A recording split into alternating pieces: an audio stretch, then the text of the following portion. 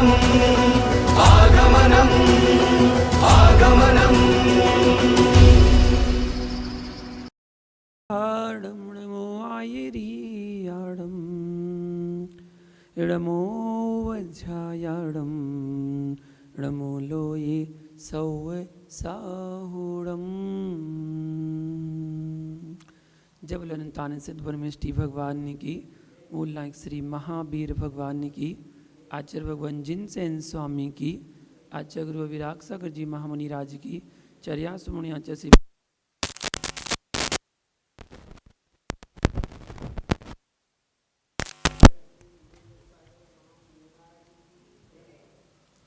महानुभाव आचार्य जिनसेन स्वामी द्वारा रचित महापुराण के अंतर्गत श्रावक धर्म का जो वर्णन चल रहा है, उसमें क्रियाओं की व्याख्या चल रही है।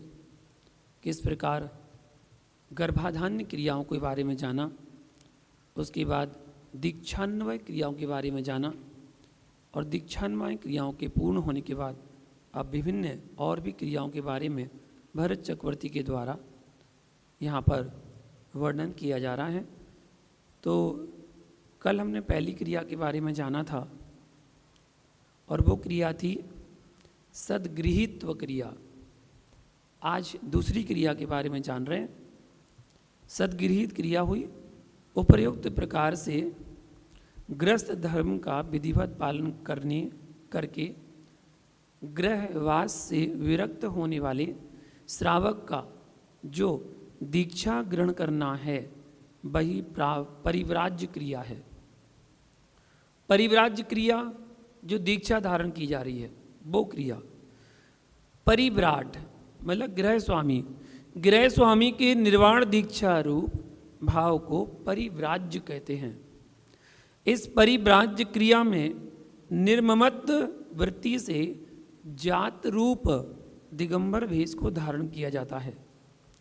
मुमुक्षु श्रावक को शुभ तिथि, शुभ नक्षत्र, शुभ योग, शुभ लग्न और शुभ ग्रहांश मतलब होता है मुहूर्त, शुभ मुहूर्त में निर्ग्रंथ आचार्य के पास जाकर के दीक्षा ग्रहण करनी चाहिए, जिसका कुल और गोत्र विशुद्ध होता है, चारित्र उत्तम है, शरीर सुदृढ़ है, मुख सुंदर है और जिसकी बुद्धि उत्तम है।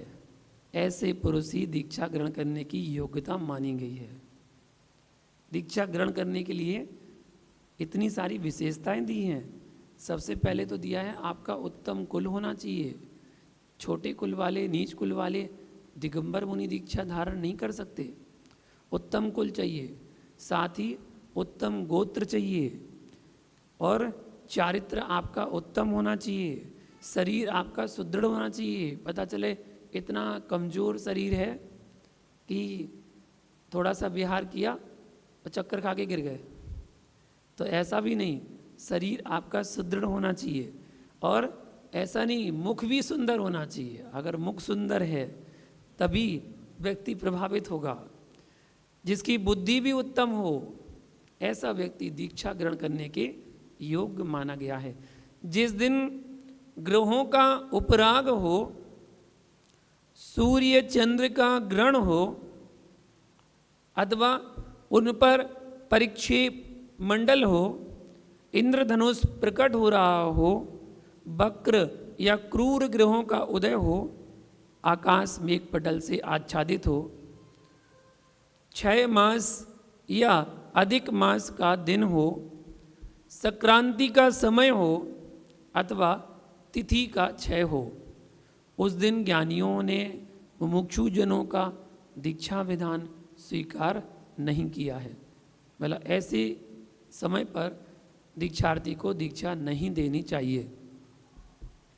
अर्थात उक्त प्रकार के अवसरों पर जिन दीक्षा नहीं देनी चाहिए, ऐसा आचार्य का यहाँ पर कथन किया गया है। जो अज्ञानी इस दीक्षा संप्रदाय का अनादर करके किसी नवीन शिष्य को दीक्षा दे देता है, साधुजनों को उसका बहिष्कार करना चाहिए, क्योंकि वह वृद्ध जनों की आमना की आसाधना करने में तत्पर है। इस परिव्राज्य क्रिया में योगींद्रों ने 27 सूत्र पद कहे हैं, जिनका कि निर्णय होने पर परिव्राज्य का साक्षात रूप प्रकट होता है। वे 27 सूत्र पद इस प्रकार कहे गए हैं। सबसे पहले जाति, फिर मूर्ति, मूर्तिगत लक्षण, अंग सौंदर्य, प्रभा, मंडल, चक्र, अभिषेक, नाथता, सिंहासन, उपधान, छत्र, चामर, घोषणा, अशोक वृक्ष, निधि, ग्रह शोभा, अवगाहन, क्षेत्रज्ञ, आज्ञा, सभा, कीर्ति, वंदनीयता, वाहन, भाषा, आहार और सुख। ये जाति आदि 27 सूत्र पद परमेष्टियों के गुण रूप कहे गए हैं। इन सूत्र पदों में आदर करते हुए तथा अपनी जाति, मूर्ति आदि में आदर ना करते हुए ही पुरुष को दीक्षा धारण करनी चाहिए। दीक्षा धारक उत्तम जाति का भी हो तो भी उसे अहंकार छोड़कर अरहंत देवों के चरणों की सेवा करनी चाहिए। ऐसा ना हो कि उत्तम जाति का है और दीक्षा ले रहा है तो अपने आप में ही घमंड करने लगा, मान करने लगा, मैं तो स्वयं भगवान हूँ, मैं भगवान के चरणों में क्यों बैठूँ, मैं तो स्वयं भगवान बन गया, मैंने दीक्षा ले ली, मैं भगवान बन गया। ऐसा व्यक्ति दीक्षा की योग्य नहीं है, जिससे कि दूसरे जन्म में उत्पन्न होने पर दिव्या, विजयाश्रिता, परमा और स्वात्मोत्था, इन 4 उत्तम जातियों को प्राप्त हो। इंद्र की दिव्या जाति है, चक्रवर्तियों की विजयाश्रिता जाति है, अरहंतों की परमा जाति है और सिद्धि मतलब मुक्ति को प्राप्त करने वालों की स्वात्मोत्था जाति कही गई है। इन 4 गुण विशेषों की कल्पना मूर्ति आदि शेष पदों में भी पुराणज्ञों को बिना किसी व्यामोह के कर लेना चाहिए।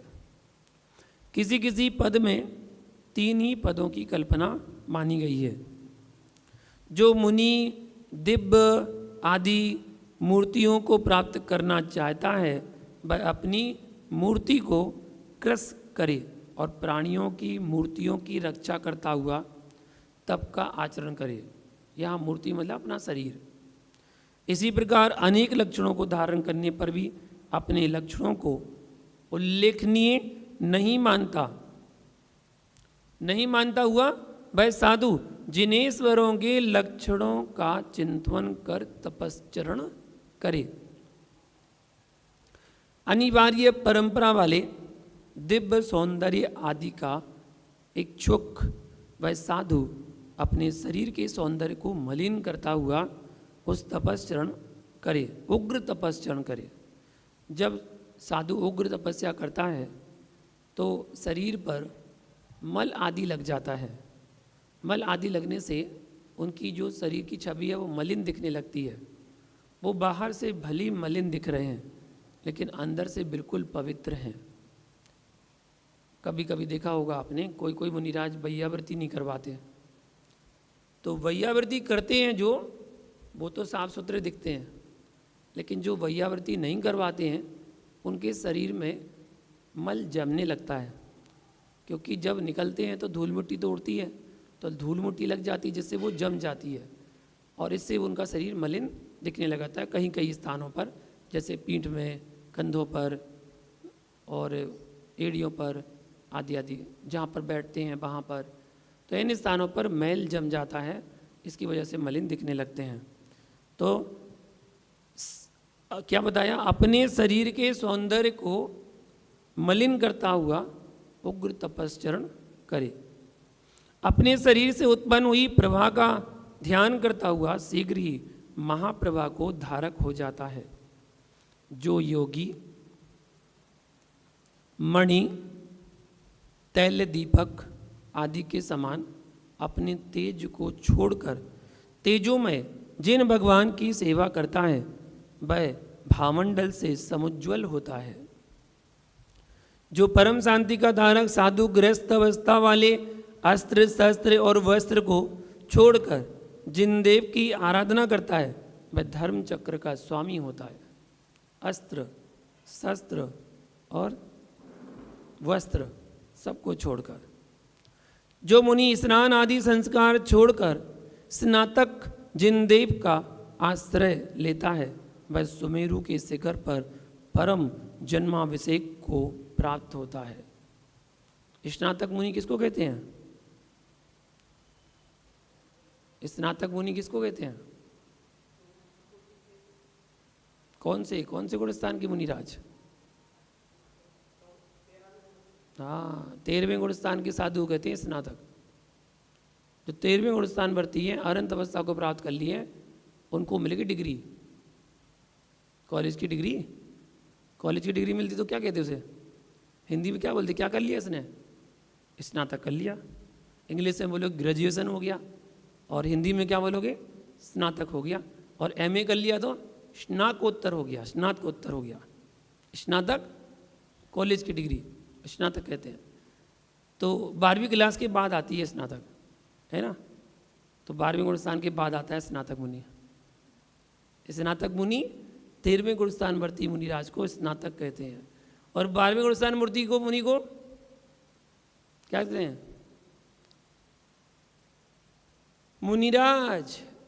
मुनि तो 12वें गुणस्थान वर्ती को कहते हैं। मुनि वो है मुनि। आज के वर्तमान के तो मुनि को मुनि कहते हैं अपन, लेकिन शास्त्र के मुताबिक तो वो अनगार मुनि है। मुनियों में 4 भेद कर दिए, ऋषि, मुनि, यति, अनगार। ठीक है? तो अनगार अभी वर्तमान में है। यति जो यत्न कर रहे हैं गुणस्थान चढ़ने के लिए, यत्न कर रहे हैं। मुनि जो 12वां गुणस्थान वर्ती हो गए। और ऋषि नहीं, स्नातक तो उस वाले के वेद हैं। तत्पार सूत्र का जो 9वां अध्याय है उसमें 5 प्रकार के मुनियों की व्याख्या है। पुलक, बकुस, कुशील, निर्ग्रंथ और स्नातक, ऐसे होते हैं। स्नातक वो 13वें गुणस्थान वर्ती है वो। और निर्ग्रंथ मुनि किसको कहते हैं? 12वें गुणस्थान वर्ती को। ऋषि, पुलाक, बकोस, कुशील, निर्ग्रंथ, स्नातक। निर्ग्रंथ 12वें गुणस्थान वर्ती, स्नातक केवल ज्ञान वाले मुनिराज को। तो जो मुनि अपने इस लोक संबंधी स्वामित्व को छोड़कर परम स्वामी जिनदेव की सेवा करता है वह जगत के जीवों द्वारा सेवनीय होता है। जो मुनि नाना प्रकार के आसनों को छोड़कर दिगंबर होता है वह सिंहासन पर बैठकर तीर्थ का प्रस्थापक होता है। जो मुनि उपदान अर्थात तकिया आदि का अनादर करके परिग्रह रहित होता है और केवल अपनी भुजा पर सिर का किनारा रखकर पृथ्वी के नीचे ऊंचे प्रदेश पर सोता है, नीचे ऊंचे प्रदेश पर, वह स्वर्ग आदि के महान अभ्युदय को प्राप्त पाकर जिन बनकर और जगत से सत्कार प्राप्त कर देवों से रचित दीप्तिमान उपधान को पाता है। मुनिराज जब सोते हैं तो सोने के लिए एक करवट से सोते हैं, या तो दाईं करवट से या बाईं करवट से। ठीक है? मुनिराज जब सोते हैं तो उनके सोने का जो आसन है वो है धनुष आकार।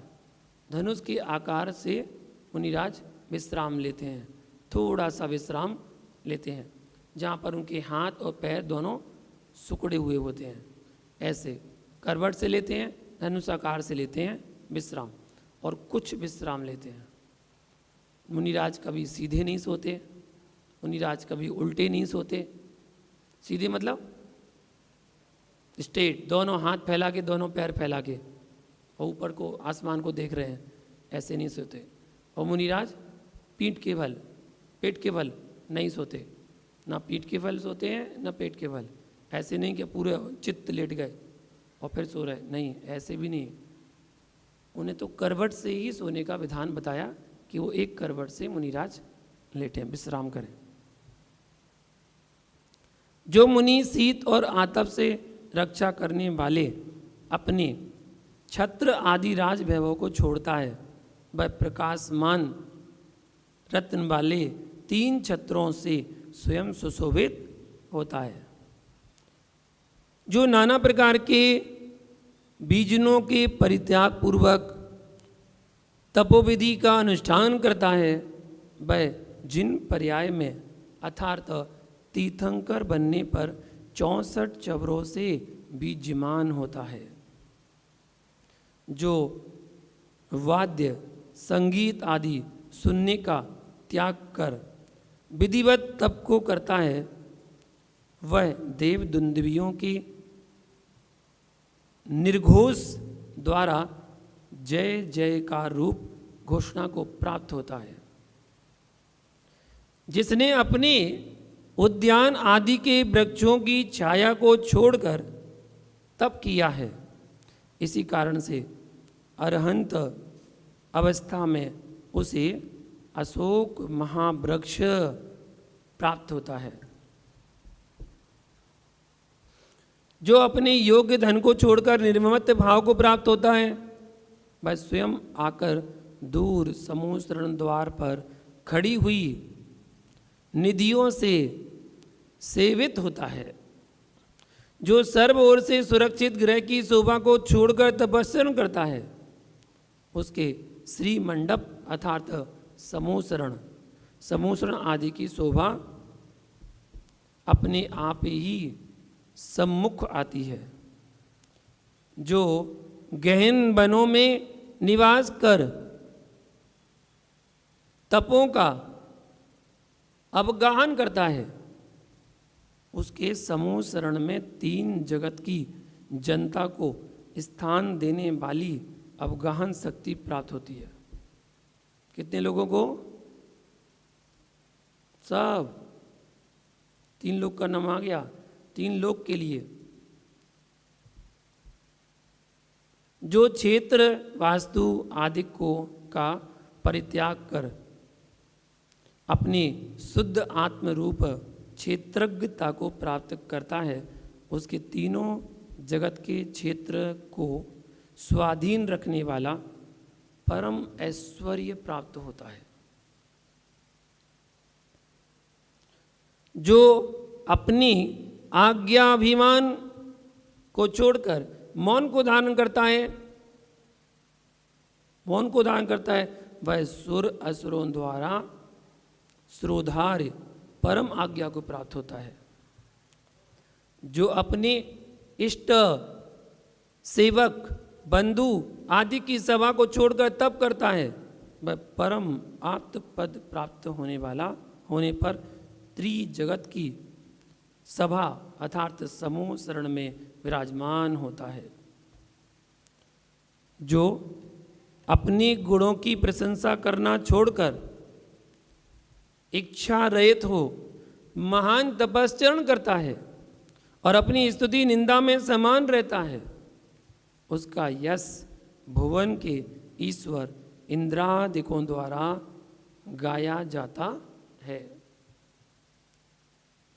जिसने वंदनीय अरहंत की वंदना करके तप का अनुष्ठान किया है, वह अनिंद अर्थात प्रशंसनीय गुणों का भंडार बनकर वंदनीय गणधरादि देवों के द्वारा वंदना किया जाता है।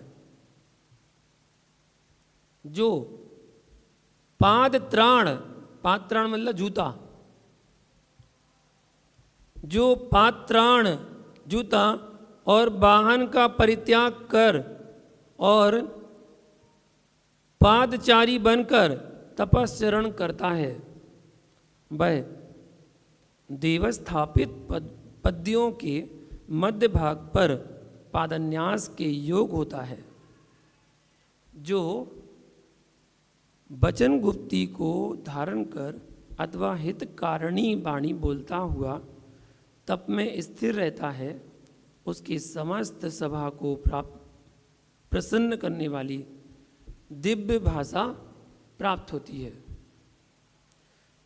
जो अनशन करके अथवा नियमित आहार और पारणाय करके तप को करता है, उसकी दिव्य तृप्ति, विजय तृप्ति परम तृप्ति और अमृत तृप्ति, ये चारों ही तृप्तियां प्राप्त होती हैं। जो मुनि काम जनित सुख को छोड़कर चिरकाल तक तप में स्थिर रहता है, वह सुख स्वरूप होकर परमानंद पद को प्राप्त करता है। इस विषय में बहुत कुछ कहने से क्या लाभ, संक्षेप में इतना ही समझना चाहिए कि मुनि संकल्प रहित होकर जिस जिस वस्तु का त्याग करता है, उसका तपश्चरण उसी प्रकार की उत्तम वस्तु को उत्पन्न कर देता है। जिस तपश्चरण रूपी चिंतामणि का फल परम उत्कर्ष को प्राप्त कराना है, जिससे अरविंद देव की जाति और मूर्ति आदि की प्राप्ति होती है, ऐसी इस परिव्राज्य क्रिया का वर्णन किया। जो आगमुक्त जैनेश्वरी परम आज्ञा को प्रमाण मानता हुआ तपस्या को धारण करता है, उसी के वास्तविक परिव्राज्य क्रिया होती है। अन्य लोगों के द्वारा बहुत से वचन जाल में निबद्ध और युक्ति से बाधित परिव्राज्य को छोड़कर इन जैनेश्वरी अनुपम परिव्राज्य को ग्रहण करना चाहिए। इस प्रकार यह तीसरी परिव्राज्य क्रिया कही गई है। परिव्राज्य धारण करने वाले करने के फलोदय से सुरेंद्र पद की प्राप्ति होती है। वही सुरेंद्रता नामक क्रिया है जिसका वर्णन पहले किया जा चुका है। यह चौथी सुरेंद्रता क्रिया है। आज वर्तमान में क्या होता है, मैं बताया था कि कोई भी चीज़ नियम वगैरह बताओ ना, तो नियम के साथ साथ निषेध भी बताया जाता है। अगर आपने निषेध बताया है तो नियम भी बताना चाहिए, वरना एकांतवादी बन जाएगा वो। नियम और निषेध दोनों चीज़ें बताना चाहिए। कैसे? रात्रि में भोजन नहीं खाना चाहिए, ठीक है, मुनिराज ने बोला रात्रि में भोजन नहीं खाना चाहिए, ठीक है। अब इसका मतलब क्या है? नहीं, नियम दिलाया कि दिन में भोजन करना चाहिए, नियम दिया दिन में भोजन करना चाहिए, ठीक है। अब वो रात में खाना खा रहा था, जिसने नियम लिया था रात में खाना खा रहा था, तो साथ वाले ने बोला भाई तुमने तो नियम लिया था। बोले कौन सा नियम लिया था? तो बोले दिन में भोजन करें। बोले करता हूँ ना, दिन में भोजन करूँगा, नियम लिया था ना, करता हूँ मैं, दिन में भोजन करता हूँ। तो तुम तो बोले रात में खा रहे। तो बोले ये थोड़ी लिया था रात में नहीं करूँगा, ये थोड़ी लिया था नियम। नियम तो ये लिया था ना कि दिन में भोजन करूँगा, दिन में भोजन कर रहा हूँ। नियम के साथ साथ निषेध भी बताना पड़ता है आज, कि दिन में भोजन करना है, रात्रि में नहीं करना है, खुलासा करना पड़ता है। वरना आजकल बच्चे तुरंत जवाब निकालते हैं, वो कहते आपने कहा था दिन में भोजन करना, हम दिन में करते हैं, आपने ये थोड़ी कहा था रात में नहीं करना। अगर आप ये कहते रात में नहीं करना तो फिर हम सोचते हमने तो यही नियम लिया था कि दिन में भोजन करना चाहिए, दिन में भोजन करते हैं। तो यह इसी प्रकार की व्याख्या बता रहे हैं कि जब नियम है तो उसका नियम और उसका त्याग दोनों चीजें बताना चाहिए। चौथी सुरेंद्रता क्रिया है, जिसमें चक्र रत्न के साथ निधियों और रत्नों से उत्पन्न हुई भोगोपभोग रूपी संपदा की परंपरा प्राप्त होती है। ऐसा चक्रवर्ती का महान राज्य साम्राज्य कहलाता है। यह पांचवी साम्राज्य क्रिया है। अर्हत परमिष्टि के भाव या कर्म रूप जो उत्कृष्ट क्रिया है उसे आर्हत क्रिया कहते हैं। इस क्रिया में स्वर्गावतार आदि पंच महाकल्याण रूप संपदा प्राप्त होती है। स्वर्ग से अवतीर्ण तीर्थंकर के जो कल्याणक रूप संपदा की प्राप्ति होती है और त्रैलोक्य में क्षोभ का कारण है, उसे अरहंत क्रिया जानना चाहिए। यह छठी अरहंत क्रिया है। भवबंधन से मुक्त हुआ परमात्मा की जो अवस्था होती है उसे परिनिवृत्ति ये कहते हैं। इसका दूसरा नाम परिनिर्वाण है। समस्त कर्मल के दूर हो जाने से जो अंतरात्मा की शुद्धि होती है उसे सिद्ध लोग कहते हैं, सिद्धि कहते हैं, उसे सिद्धि कहते हैं। वह अपने आत्म तत्व की प्राप्ति रूप है। यह सिद्धि ना अभाव रूप है और ना ही ज्ञानादि गुणों के उच्छेद रूप है। यह सातवीं परिनिवृत्ति क्रिया है। इस प्रकार आगम के अनुसार ये 7 कर्तन्वय क्रियाएं, 7 कर्तन्वय क्रियाएं कही गई हैं। इन क्रियाओं का पालन करने से योगियों को परम स्थान की प्राप्ति होती है। जो भव अतंद्रालु होकर इन तीनों प्रकार की कही गई क्रियाओं का अनुष्ठान करता है वह उस परम धाम की प्राप्ति करता है, जिसके पाने पर परम शिव मतलब सुख, परम सुख प्राप्त होता है। जो पुण्यबंदी भाव्य पुरुष इस जिनागम जिनमत कथित क्रिया निबद्ध पुरातन धर्म को सुनता है, स्मरण करता है, आचरण करता है, वह शीघ्र ही भव भय बंधन को नष्ट कर देता है। परम जिन पदों में अनुरक्त बुद्धि वाला जो पुरुष इस क्रिया विधि को पालता है वह सकल कर्म बंधन से रहित होकर जन्म जरा और मरण अंत करता है, जन्म जरा और मरण का अंत करता है। भव्यात्मा जीव प्रथम ही योग जाति पाकर सदग्रस्त होता है। एक पुनः गुरु की अनुज्ञा से उत्कृष्ट परिव्राज्य को प्राप्त कर स्वर्ग को जाता है। यहां पर इंद्र की लक्ष्मी को पाता है। तदनंतर वहां से च्युत होकर चक्रवर्ती के पद को प्राप्त कर लेता है। पुनः अरहंत पद पाकर के वह समग्र महिमा का धारक होता है और तत्पश्चात निर्वाण को प्राप्त होता है।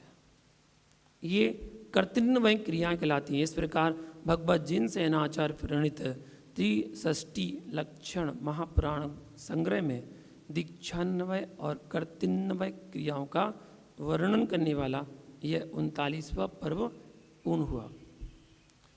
अब यहाँ 40वें पर्व की व्याख्या प्रारंभ हो रही है जो जिनसेन स्वामी ने कही है।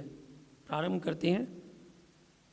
अब इससे आगे क्रियाओं की उत्तर चूलिका कहते हैं, क्रियाओं की उत्तर चूलिका कहते हैं।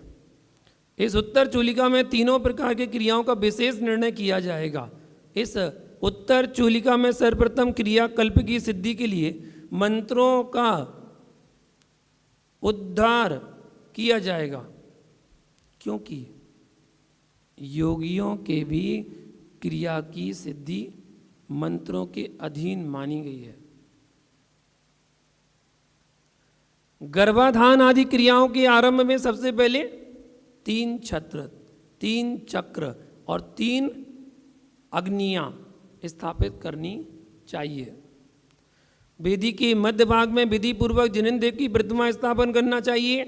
गर्भाधानादि क्रियाओं के प्रारंभ में छत्र, चक्र, अग्नि और जिन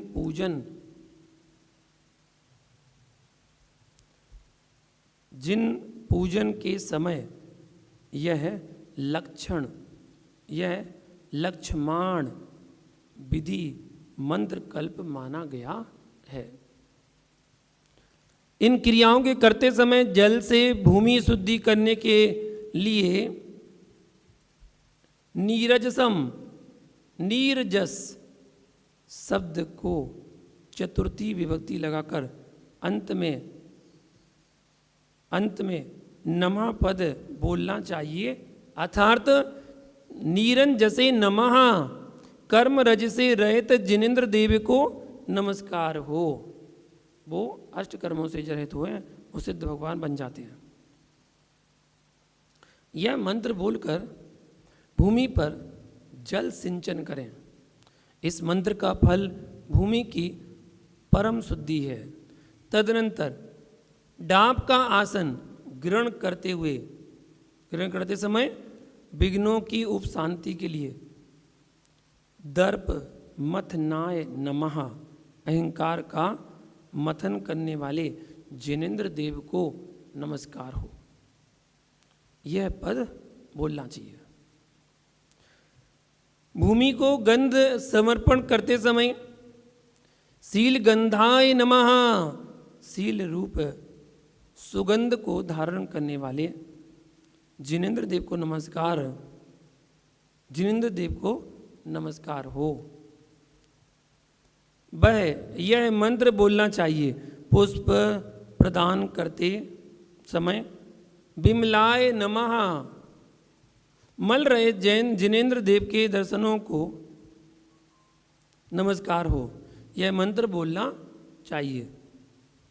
अक्षत से पूजा करने के लिए अक्षताय नमः, क्षय रहित जिनेन्द्र देव को नमस्कार हो।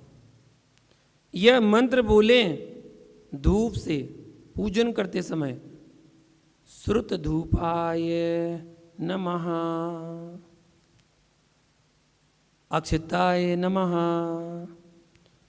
क्षय रहित जिनेन्द्र देव को नमस्कार हो।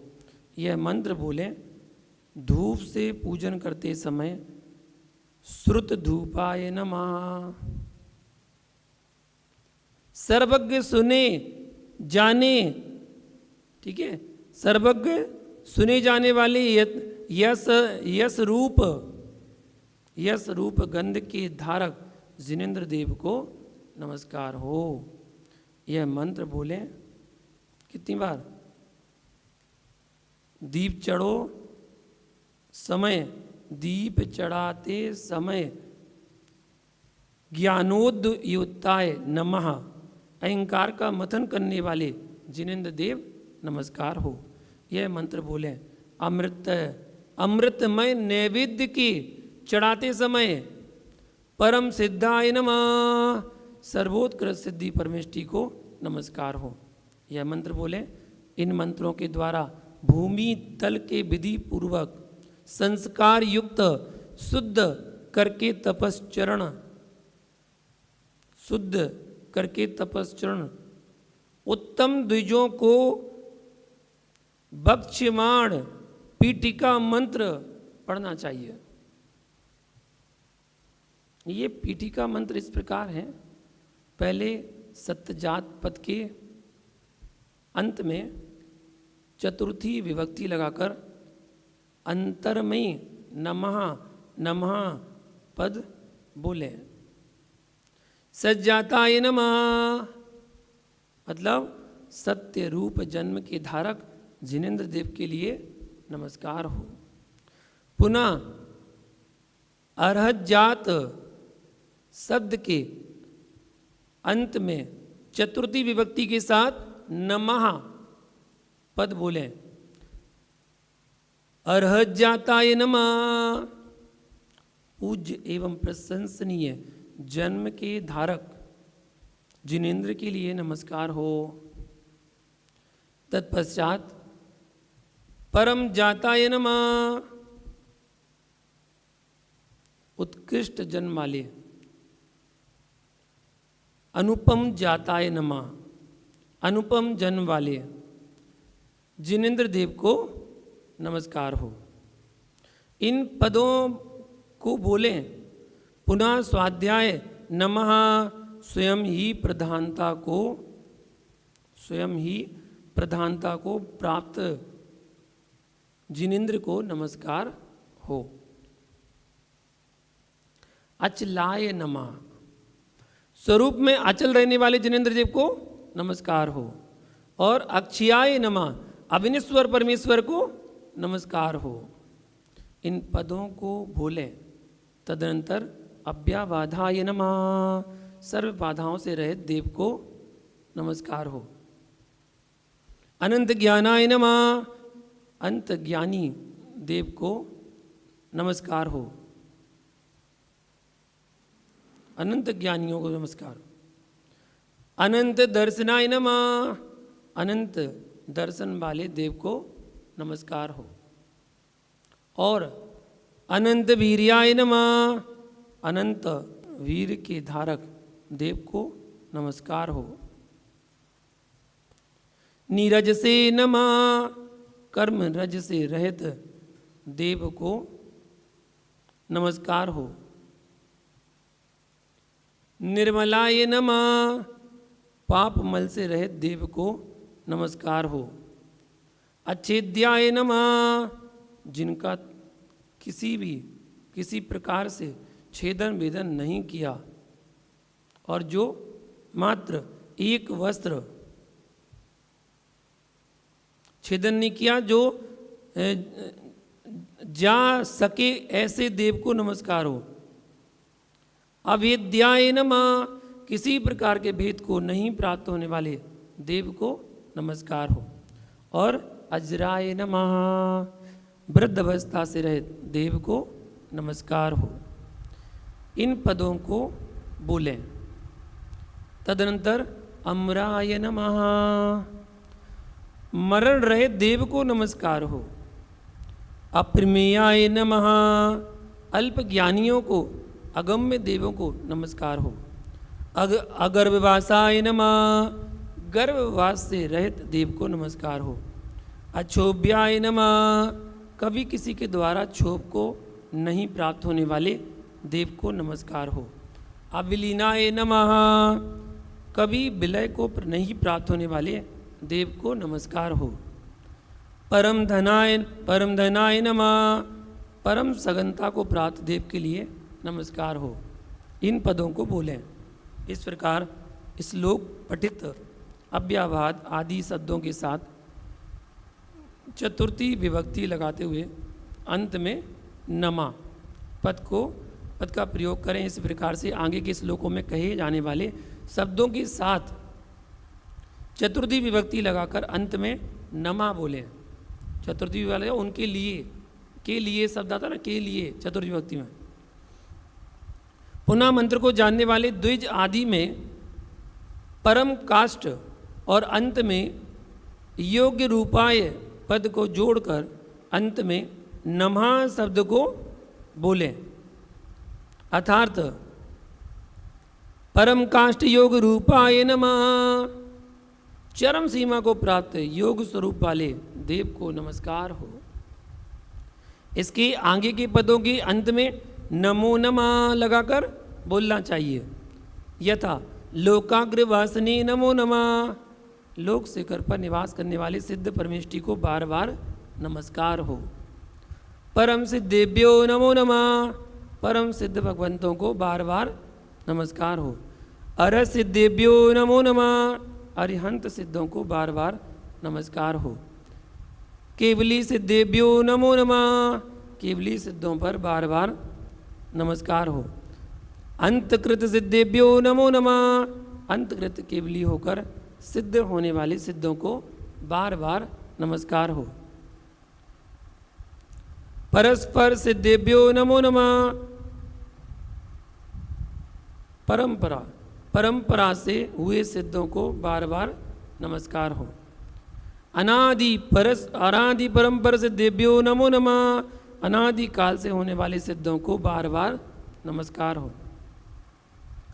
इन मंत्रों को बोलकर भक्ष्यमाण पदों को संबोधन रूप से 2-2 बार उच्चारण कर पढ़ना चाहिए।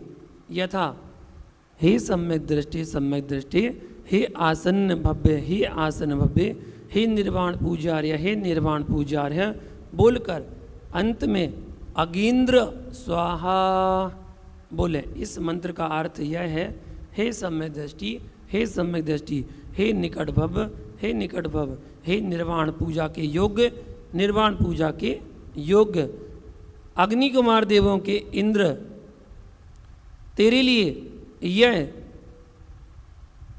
हव्य द्रव्य समर्पण करता हूँ। तदनंतर अपनी इष्ट सिद्धि के लिए यह काम्य मंत्र बोलें। सेवा फलम षट परम स्थानम भवतु, अपमृत्यु विनाशनम भवतु, समाधि मरणम भवतु। मुझे इस सेवा के फलस्वरूप षट परम स्थानों की प्राप्ति हो, अपमृत्यु का मेरा विनाश हो और समाधि मरण प्राप्त हो। ऊपर कहे गए सर्व पीठिका मंत्रों का संग्रह मूल में दिया गया है।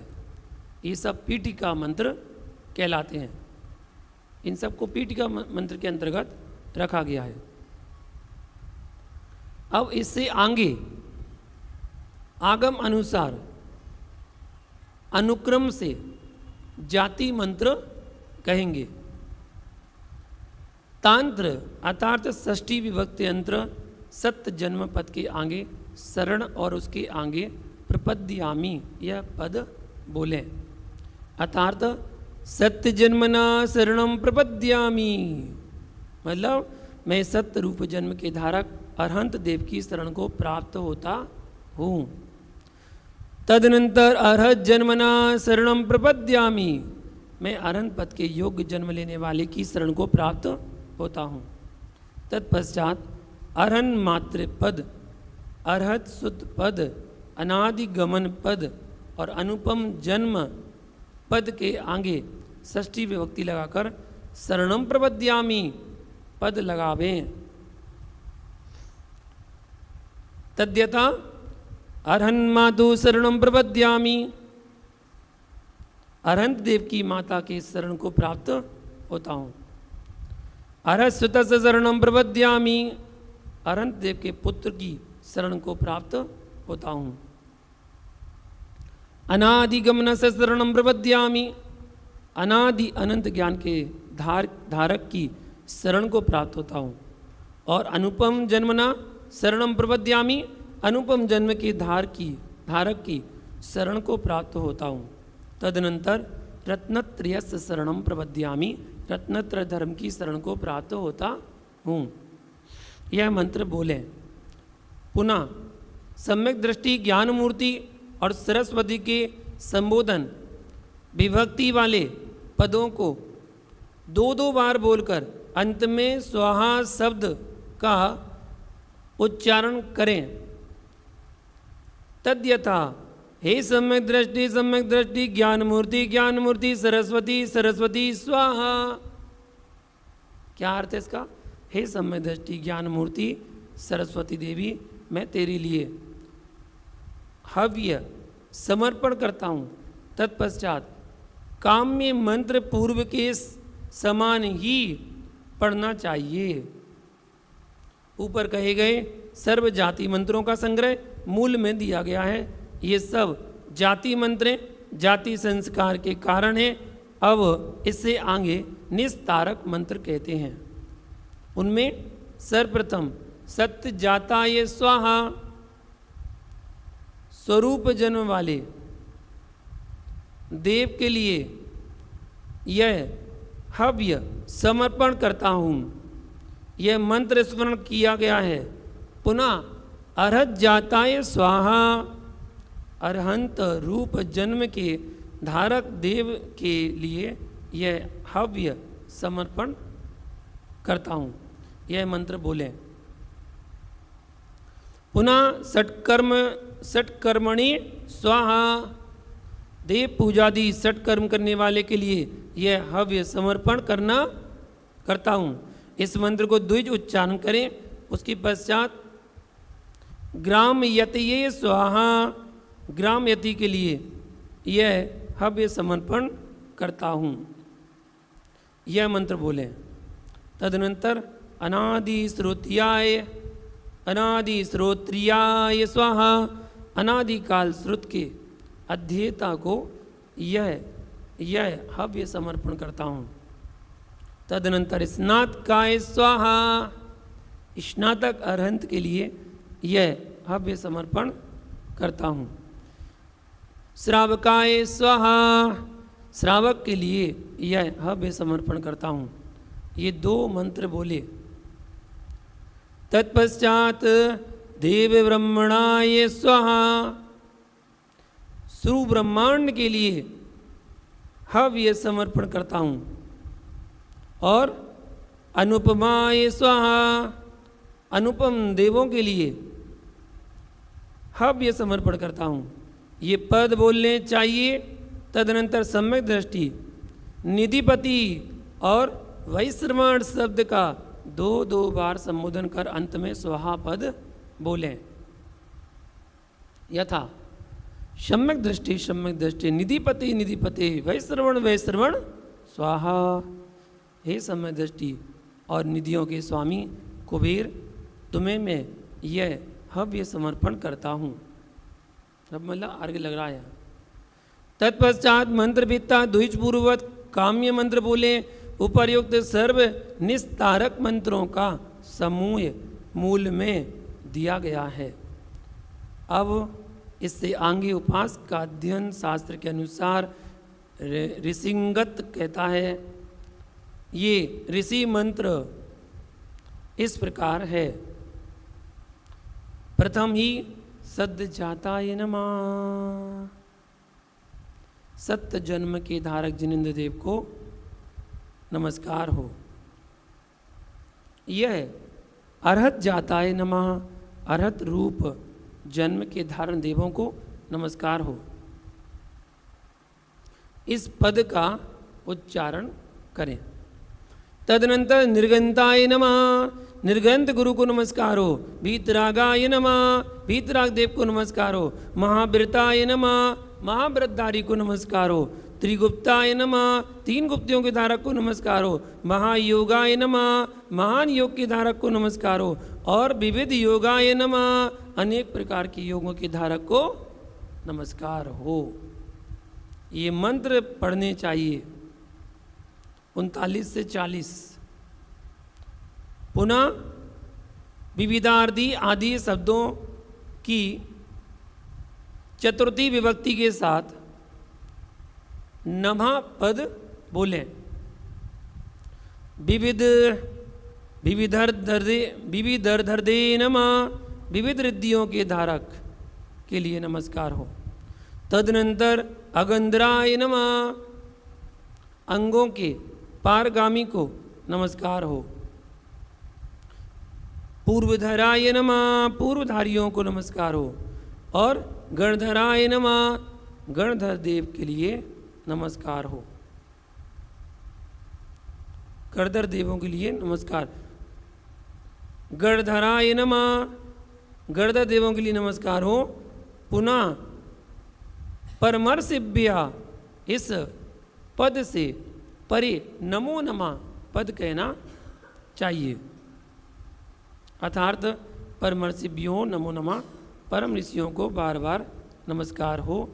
तत्पश्चात अनुपम जाताय नमो नमः, अनुपम जन्म के धारक जिनेंद्र देव को, परम ऋषियों को बार बार नमस्कार हो। यह मंत्र बोले। अंत में मंत्र वेदता, लोक संबोधन, विभक्त्यंत, सम्यक दृष्टि, भूपति, नगरपति और काल श्रमण, इन पदों को 2-2 बार बोलकर अंत में स्वाहा पद का उच्चारण करें। इसी बात की व्याख्या को आगे शेष कल देखेंगे। मंत्रों की जो उच्चारण चल रहे हैं वो मंत्रों के उच्चारण के साथ व्याख्या क्रमशः आगे बढ़ती जा रही है। महापुराण में बहुत कुछ विश्लेषण दिया गया है।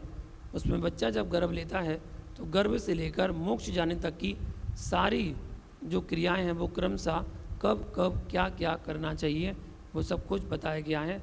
सबसे पहले शुरुआत करते हैं तो 3रे महीने से, फिर 5वां महीना, फिर 7वां महीना, फिर 9वें महीने तक बच्चे के संस्कार होते हैं।